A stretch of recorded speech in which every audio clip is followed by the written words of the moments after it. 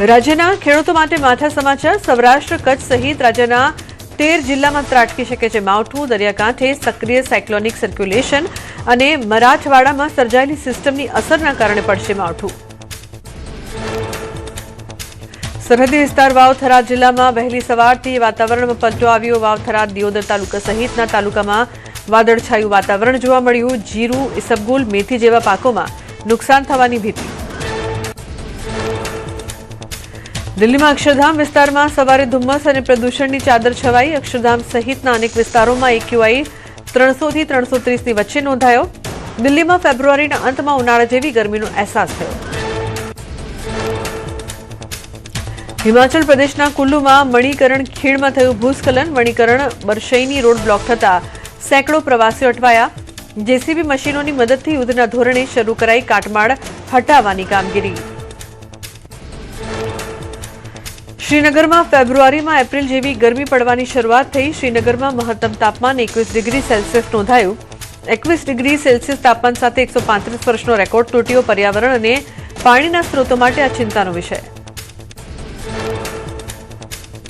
શ્રીનગરમાં વિશ્વ પ્રસિદ્ધ દાલ સરોવરમાં જોવા મળી પ્રવાસીઓની ભારે ભીડ। આહલાદક શાંત વાતાવરણ વચ્ચે પ્રવાસીઓ શિકાર રાઇડનો આનંદ માણ્યો। પ્રવાસીઓના વધતા ધસારાના કારણે વેપારીઓમાં ઉત્સાહ।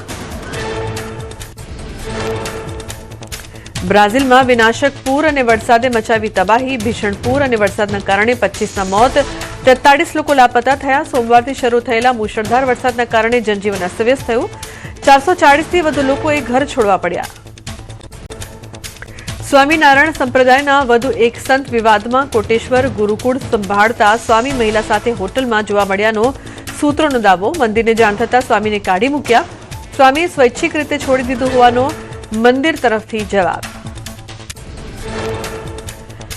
વલસાડમાં આશારામ બાપુની એન્ટ્રીથી ખળભળાટ મચ્યો। આશારામે અનુયાયીના ઘરે લીધી મુલાકાત। આશારામ મીડિયાના કેમેરામાં કેદ ન થાય તે માટે સાધકોએ સુરક્ષા કવચ જેવું વાતાવરણ ઊભું કર્યું। તમામ જગ્યાએથી મીડિયા કર્મીઓને દૂર રાખવાનો પ્રયાસ કર્યો। જૂનાગઢમાં મોતીબાગ પાસે આવેલી પટેલ કેળવણી મંડળ સંચાલિત ગર્લ્સ હોસ્ટેલનો વિવાદ વકર્યો। દીકરીઓની સુરક્ષા મુદ્દે વાલીઓએ ટ્રસ્ટી કાંતિ ફળદુના રાજીનામાની માંગ કરી। વાલીઓ સાથે અશોભનીય વર્તન અને અપશબ્દો બોલતા જોવા મળ્યા। ભરૂચના નેત્રંગમાં બેન્ડ પાર્ટીના મસમોટા ભાડા સામે આદિવાસી સમાજના આગેવાનોએ મોરચો માંડ્યો। વિવિધ ગામોના જાગૃત નાગરિકોને નેત્રંગ મામલતદારને આપ્યું આવેદનપત્ર। બેન્ડ પાર્ટીના તોતિંગ ભાડા પર નિયંત્રણ લાવવાની માંગ કરી। પ્રધાનમંત્રી નરેન્દ્ર મોદી ઇઝરાયેલની 2 દિવસની મુલાકાતે। પીએમ નેતન્યાહુ એરપોર્ટ પર કરશે સ્વાગત। મોદી રાષ્ટ્રપતિ આઇઝેક હર્ઝોગ સાથે સૌજન્ય મુલાકાત કરશે। ઇઝરાયેલી સંસદ નેસેટને સંબોધિત કરશે। સંરક્ષણ ટેકનોલોજી સહિત વિવિધ ક્ષેત્રોમાં સહયોગ પર કરશે ચર્ચા। ઇઝરાયેલ પ્રવાસને લઈને પીએમ મોદીની પોસ્ટ લખ્યું। નેસેટને સંબોધવા માટે આતુર। બંને દેશો ધરાવે છે બહુપક્ષીય વ્યૂહાત્મક ભાગીદારી। છેલ્લા કેટલાક વર્ષોમાં સંબંધો નોંધપાત્ર રીતે થયા મજબૂત। પીએમ મોદીની મુલાકાતને આવકારવા માટે ઇઝરાયેલમાં તૈયારીઓ। ઇઝરાયેલના પાર્લામેન્ટ સ્પીકરે સોશિયલ મીડિયામાં કરી પોસ્ટ, કહ્યું પીએમ મોદીને આવકારવા માટે રાત્રે નેસેટ ભારતીય ધ્વજના રંગોથી ઝળહળશે।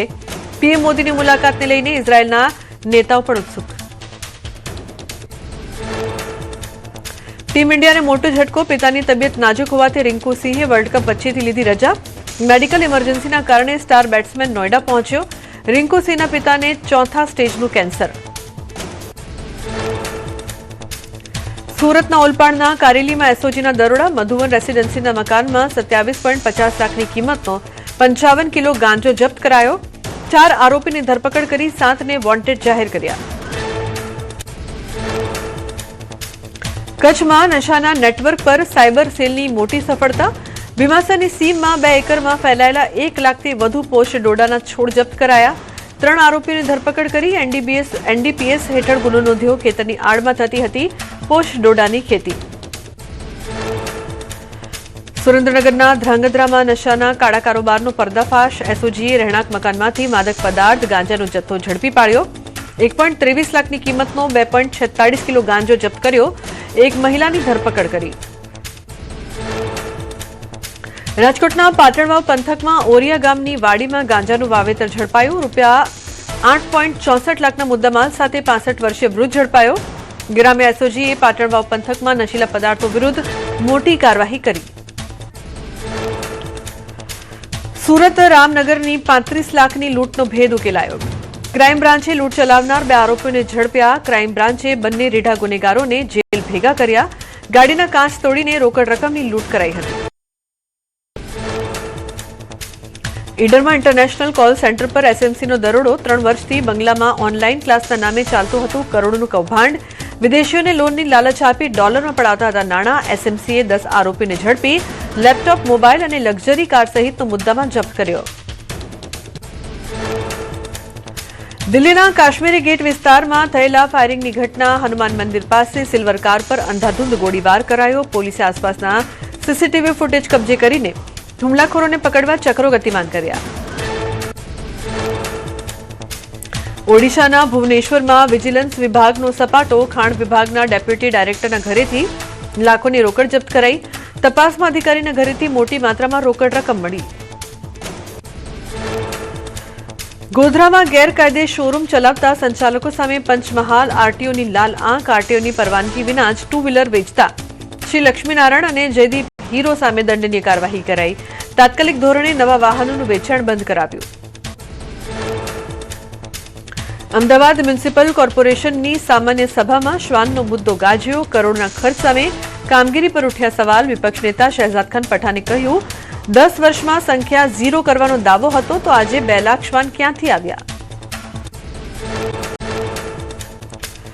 વડોદરાની એમએસ યુનિવર્સિટીમાં હિન્દુ સ્ટડીઝ કોર્સ રામ ભરોસે. કોર્સ ચલાવતા હંગામી અધ્યાપકોને લાંબા સમયથી પગાર નથી ચૂકવાયો. વિદ્યાર્થીઓની સંખ્યામાં સતત ઘટાડો જોવા મળ્યો. વિદ્યાર્થીઓને બેસવા માટે યોગ્ય ક્લાસરૂમ ન મળતા ખુલ્લામાં બેસીને ભણવા મજબૂર બન્યા. પંચમહાલના દરુણિયા ગામમાં તંત્રની ઘોર બેદરકારી. મયો નદીનો કોઝવે 2 વર્ષથી બિસ્માર હાલતમાં. બાળકોને ગ્રામજનો મગરોના ભય વચ્ચે નદી ઓળંગવા મજબૂર બન્યા. દર્દીઓને ખાટલામાં સુવડાવી નદી પાર કરાવવા મજબૂર. પાક્કા કોઝવે માટે ગ્રામજનોનો આક્રોશ. સુરેન્દ્રનગરમાં ટેક્સ વસૂલાત માટે મનપાનો સપાટો. ₹6.55 લાખનો વેરો બાકી હોવાથી સિગ્નેચર રેસ્ટોરન્ટ અને સર્વોદય સોસાયટી સીલ કરાઈ. કડક કાર્યવાહીને પગલે શહેરના અન્ય મોટા બાકીદારોમાં ભારે ફફડાટ વ્યાપ્યો. બનાસકાંઠામાં ગેરકાયદે ખનન સામે ખાણ ખનીજ વિભાગે લાલ આંખ કરી. ગાંધીનગર ફ્લાઇંગ સ્ક્વોડ વિભાગના ઓપરેશનમાં શુદ્રોસણ ગામ નજીકથી વગર પાસ પરમિટના 10 ડમ્પરો ઝડપાયા. ઓપરેશન દરમિયાન 2.5 થી 3 કરોડનો મુદ્દામાલ જપ્ત કરાયો. રાજકોટના જંગલેશ્વરમાં મેગા ડિમોલિશન બાદ કાટમાળ ખસેડવાની કામગીરી. 1500 જેટલા બાંધકામનું કાટમાળ ખસેડવા થોડા દિવસ સુધી ચાલશે કામગીરી. વિસ્તારમાં 2 દિવસમાં 1500 ગેરકાયદેસર બાંધકામો કરાયા જમીનદોસ્ત.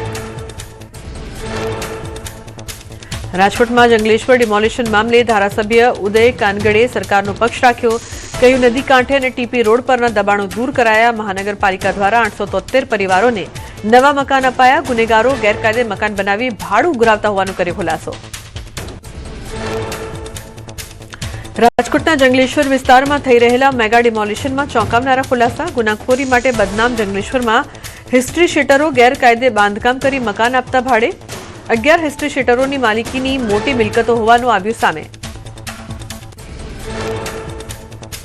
તપાસ દરમિયાન રમા જુણેજા નામની મહિલાના 3 આલિશાન મકાનો અને કુલ 48 રૂમ મળ્યા.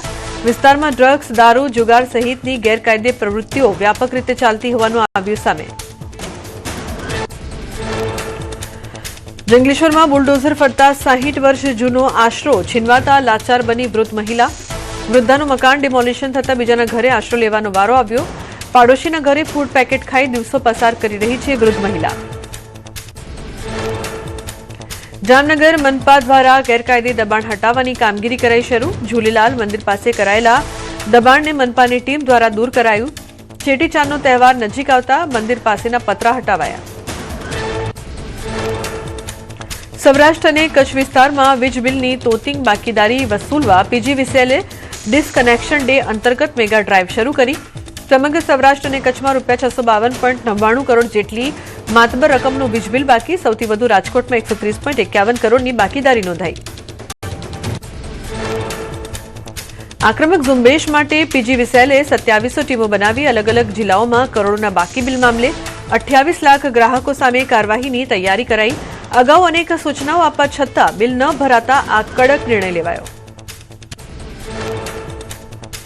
સુરતના ઓલપાડમાં 5 કરોડનું દેલાડ તળાવ 6 મહિનામાં જર્જરિત હાલતમાં.